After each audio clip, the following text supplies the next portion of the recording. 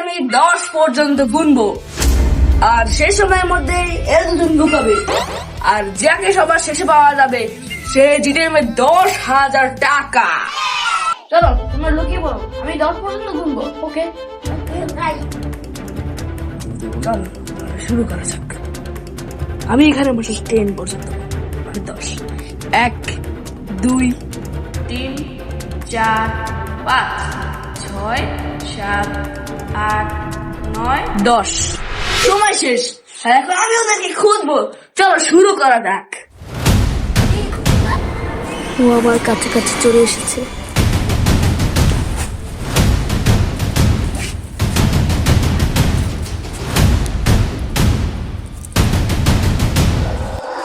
পেয়ে গেছে আমি একজনকে। এই হলো এক ছিল। এই মাত্র ধরা পড়ে গেলাম।